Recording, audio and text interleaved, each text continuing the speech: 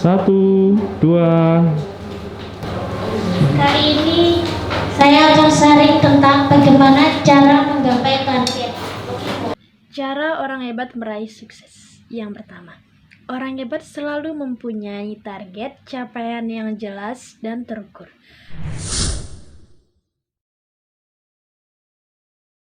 Contohnya seperti ini. Aku harus mendapatkan ranking pertama. Yang kedua, orang hebat selalu mempunyai tujuan yang kuat mengapa dirinya harus sukses. Contohnya seperti ini. Walaupun aku lulusan SMA, aku akan membuktikan kepada keluargaku, kepada kedua orang tuaku, kalau aku bisa mendapatkan penghasilan lebih dari 30 juta dalam 1 bulan. Aku yakin aku pasti bisa seperti itu. Yang ketiga, orang hebat selalu mempunyai banyak cara. Contohnya seperti ini. Misalkan, cara yang pertama dia lakukan tidak berhasil atau gagal. Dia melakukan cara yang kedua. Dia tidak merubah tujuannya, tapi dia merubah strateginya. Sejujurnya kali pertama lihat dan terima kiriman video dari Mbak Tutut ini, aku takjub. Karena aku tahu banget progresnya. Kali pertama dia datang tanggal 4 April 2021 di kelas Public Speaking Sinergi Bicara. Waktu itu dia datang dengan malu-malu, dengan ketidakyakinan terhadap dirinya bahwa dia suatu hari nanti akan jadi pembicara. Tapi dia datang dengan tekad yang sangat kuat dan dengan keyakinan yang sangat besar bahwa dia pasti bisa berubah. Dia pasti bisa menjadi lebih baik.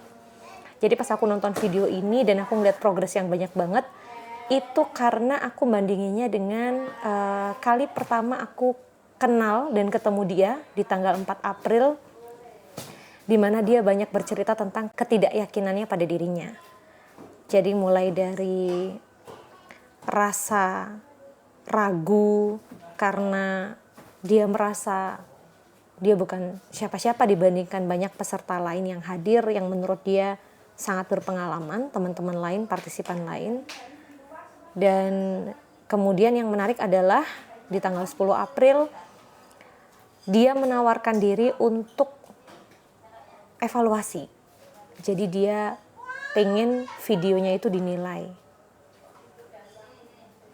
Sampai kemudian aku lihat videonya yang ini.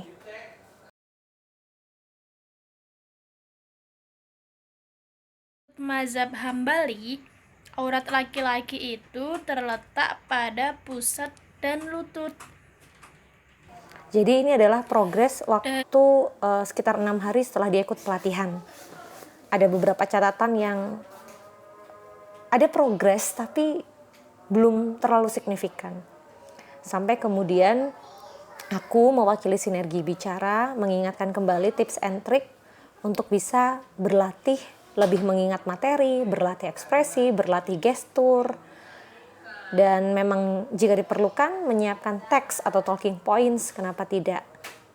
Nah, yang menakjubkan adalah ketika aku bikin challenge buat teman-teman Sinergi Bicara di tanggal 16 Mei, dia memberanikan diri untuk ikut dan aku salut banget. Waktu itu dia kirim video ini. Pusing nih, lagi ada masalah. Ungkapan itu kerap terlontar ketika Anda dihadapkan pada kejadian yang tidak diharapkan muncul. Nah, Entah itu dimarahi. udah mulai kelihatan ya, udah mulai kelihatan ekspresinya dalam bercerita, penggalan kata, itu semuanya udah mulai kelihatan, beda dengan sebelumnya. Tapi progres paling banyak adalah di tanggal 26 Mei pada video yang dia kirim terakhir ini. Dan ini sekaligus bukti bahwa siapa yang bersungguh-sungguh, dia pasti akan menuai hasil. Dan siapa yang tertarik untuk ikut kelas Sinergi Bicara, kami membuka diri sangat lebar. Semua pasti memiliki target kan, contohnya seperti ini. Bulan ini kita harus mendapatkan omset seperti ini. Nah, apa yang harus kita lakukan? Dari mulai itu, Gak apa-apa, dari mulai apa? dari mulai menjual produknya kemana, terus dan apa yang harus dipersiapkan,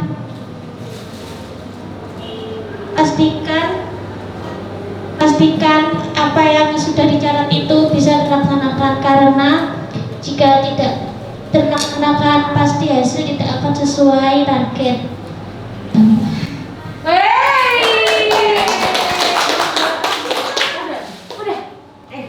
Kamu tahu Dodit Mulyanto? Sekilas aku melihat Dodit itu ada pada dirinya, tapi versi Dodit sudah tahu kalau itu kekuatannya. Karena itu karakternya dimunculkan.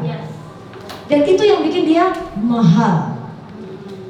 Mbak Tutut nih udah punya karakter yang menurut aku bisa diolah lagi untuk bikin Mbak Tutut itu beda sama yang lain. Bikin Mbak Tutut itu keren dari yang lain. Bayangin, nanti ada satu materi terkait personal branding, aku munculin sekilas walaupun bukan kelas personal branding. Mbak Tutut, thank you, tepuk tangan dulu. Satu terakhir Mbak Tutut, silakan. Tendang sedikit gak apa-apa, udah santai. Nah, sekarang supaya kertas gak nutupin kita waktu kita lagi sharing atau cerita, better jangan terlalu besar. Paling gede maksimum segini. Karena kalau segini dikira mau baca undang-undang. Ya, jadi segini. Oke, relax. Nah, Menurut dari teman-teman, kata yang diterima di sini ada 24 dan yang menurut saya ada di saya itu ada 4 kata, yaitu polos, apa adanya, tidak malu, mengakui kekurangan sehingga mau belajar, dan punya kemauan tinggi. oke. Yang nggak sepakat apa aja disebutin? Yang nggak sepakat?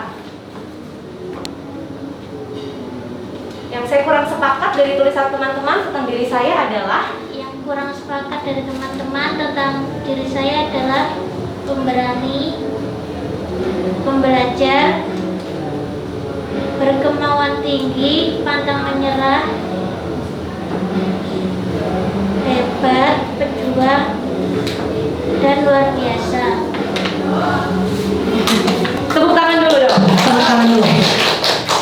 Jadi saya mau kasih cerita sedikit. Ada istilah kalau teman-teman belajar psikologi, Johari window. Apa yang kita yakini tentang diri kita belum tentu orang lain sepakat. Apa yang kita yakini tentang diri kita belum tentu orang lain sepakat. Apa yang orang yakini tentang diri kita belum tentu kita sepakat. Nah, hari ini Mbak Tutut akan cerita versi Mbak Tutut. Mbak Tutut adalah orang yang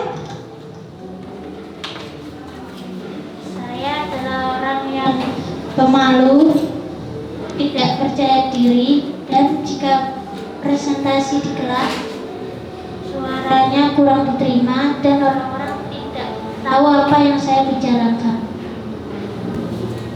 Terus hari ini di hadapan 9 orang lain dan satu saya, satu videografer, Mbak Tutut merasa didengarkan? Masih belum. Masih belum merasa didengarkan. Oke, simpan baik-baik jawaban itu. Saya tanya ke teman-teman. Teman-teman dengerin suara Mbak Tutut? Dengar apa yang dia sampaikan? Jelas? Sekarang saya mau tanya, kenapa orang-orang mengaku dengerin Mbak Tutut, tapi Mbak Tutut tidak merasa didengar? Karena dulu saya pernah berpresentasi itu kayak apa? Ngoyo? Ya, tapi orang-orang yang mendengar saya itu tetap tidak tahu apa yang saya sampaikan. Dan jika ada pertanyaan, saya menjawabnya itu teman-teman tidak tahu apa yang saya sampaikan. Saya bisa memahami. Kita semua pasti pernah ada di posisi itu. Saya mau bilang ke Mbak Tutut, teman-teman yang udah pada jago banget ngomongnya, pada jago banget ya. Menurut saya mereka jago banget. Menurut Mbak Tutut juga. Apakah mereka selalu didengar? Apakah menurut teman-teman selalu didengar? Apakah pernah konfirmasi langsung ke audiens? Enggak juga sih tapi. That's in our mind. Itu ada di pikiran kita. Katakanlah 100 audiens sedang mendengarkan, tidak benar-benar menyimak 90 diantaranya. Tapi saya yakin 1, 2, 3 yang merasa bahwa apa yang disampaikan itu penting sesungguhnya. Walaupun dia kesannya kayak gak dengerin gini, tapi dia nyimak. Bisa. Nyimak itu nggak harus gini loh, sampai ngomong, enggak. Memang ada fase orang kalau benar-benar terhipnotis, public speakernya awesome gitu, sampai kayak gitu, bisa. Tapi mendengar dan menyimak tidak harus dengan gestur seperti itu. Bahkan bisa dengan diam merenung, ngangguk-ngangguk, tiba-tiba mikir, mengaitkan dengan sesuatu yang pernah terjadi pada dirinya. Self-talking, ngobrol sama diri sendiri ketika mendengarkan seseorang bicara. Makanya pada bilang, saya tuh lihat Tutut tuh kayak, itu diri saya. Semua yang ada di ruangan ini punya ketakutan yang sama seperti yang Mbak Tutut hadapi, termasuk saya. Hanya kami tidak mau kalah oleh rasa takut ini. Kami tidak ingin rasa takut itu menang, menguasai kami. Karena yang punya diri ini adalah kita sendiri, bukan rasa takut kita. Jadi kita harus pegang badan. Coba sekali lagi, ini latihan terakhir sebelum nanti saya bergeser ke teman-teman lain. Mbak Tutut hafal Pancasila? Pancasila aja, yang 5 sila. Mau? Hafal? Oke. Sekarang latihannya, nanti ini akan berlaku buat teman-teman, buat sekalian latihan vokal. Pancasila. Masih ingat? 1. Ketuhanan yang Maha Esa. 2. Kemanusiaan yang adil dan beradab. 3 dan seterusnya. Tahan. Kita kalau upacara kan suka kompakan tuh. Pancasila. 1. Ketuhanan. Sampai gitu banget kan, ngoyong. Padahal belum tentu didengar karena semua orang sedang ngomong. Sekarang saya mau tantang Mbak Tutut untuk membacakan Pancasila dengan gayanya Mbak Tutut sendiri. Jadi nggak harus Pancasila 1, nggak harus. Misalnya Pancasila 1, ketuhanan yang Maha Esa, boleh, bebas. Bisa? Coba? Oke, coba ya. Latihan dulu, Mbak Tutut. Pancasila. Oke, sip. Pancasila. 1. Ketuhanan yang Maha Esa. 2. Kemanusiaan yang adil dan beradab. 3. Persatuan Indonesia. 4. Kerakyatan yang dipimpin oleh hikmat kebijaksanaan dalam permusyawaratan perwakilan. 5. Keadilan sosial Bagi seluruh rakyat Indonesia. keadilan seluruh rakyat bagi seluruh Indonesia. Ada yang menyadari progresnya Mbak Tutut nggak? Iya. Apa itu? Suaranya, mic-nya, posisinya lebih pas sehingga suaranya terdengar lebih jelas. Menyadari nggak? Karena fokus ke Pancasilanya. Padahal, ya kan, gesturnya udah jauh lebih rileks, powernya sudah lebih muncul. Coba ingat nggak tadi pertama kali pegang mic ini suaranya nggak ono blas. Terus diunggah nang ini modern mana? Munggah mana modern mana? Tapi ini tadi Pancasila hilang sedikit, dia langsung notice, dideketin, dia sudah kenal mic-nya, posisi yang baik untuk bicara dengan mic ini seperti apa. Dia udah kuasai mic-nya, dia udah kuasai panggungnya. Seperti itulah public speaker ketika sudah menguasai materi. Akan relax. Sehingga hal-hal teknis tidak akan mengganggu. Beda dengan kita belum beres sama materi, terus kita harus ngomong ke orang lain. Begitu ada masalah mic, aduh ini gimana? Belum lagi deg-degan, tegang, takut gitu. Nomor 1, preparation is a must. Harus menyiapkan diri. Karena Pancasila udah hafal, missing sedikit tadi di belakang nggak apa-apa karena tegang. Tapi kontrol mic-nya bagus, powernya bagus. Sekarang saya tantang terakhir nih ya buat Mbak Tutut sebelum nanti saya geser ke teman-teman lain. Terakhir, Mbak Tutut baca Pancasila dengan gaya Mbak Tutut, relax dan sambil senyum. Pancasila. 1. Ketuhanan yang Maha Esa. 2. Kemanusiaan yang adil dan beradab. Bisa? Sambil senyum, suara cantik kalau istilahnya teman-teman, smiling voice. Nanti akan memunculkan smiling face kalau kata Tyra Banks di American Next Top Model. Oke, siap? Pancasila. 1. Ketuhanan yang Maha Esa. 2. Kemanusiaan yang adil dan beradab. 3. Persatuan Indonesia. 4. Kerakyatan yang dipimpin oleh hikmat kebijaksanaan dalam permusyawaratan perwakilan. 5. Keadilan sosial bagi seluruh rakyat Indonesia.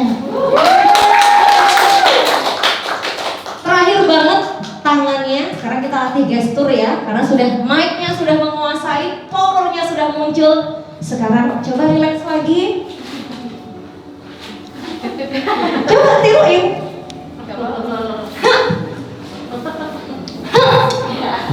Oke, angkat ke atas, ke bawah. Semuanya kita ini sambil pemanasan yuk bareng.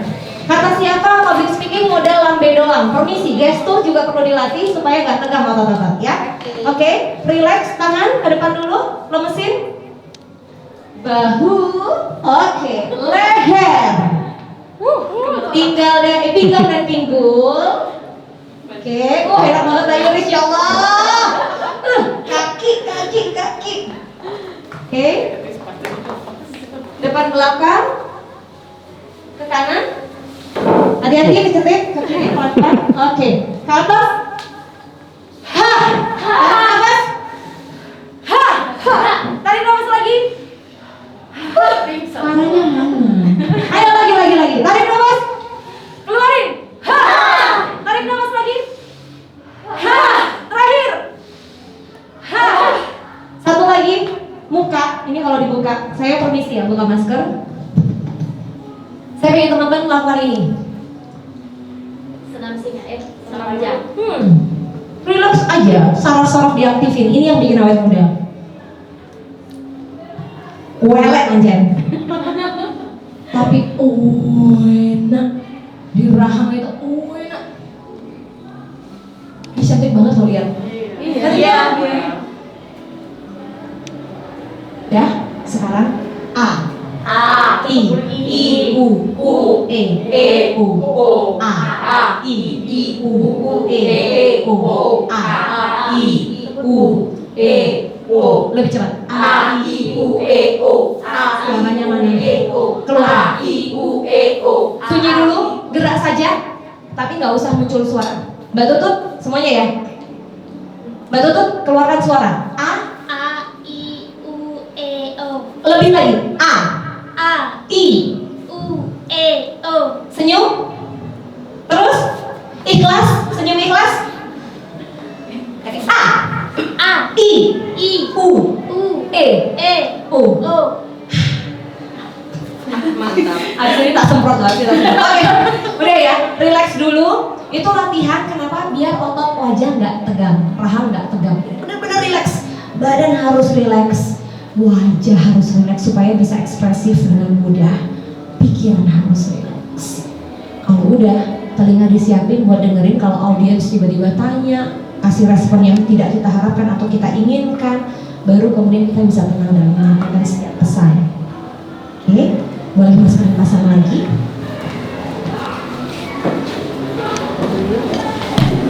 Sekarang latihannya Pancasila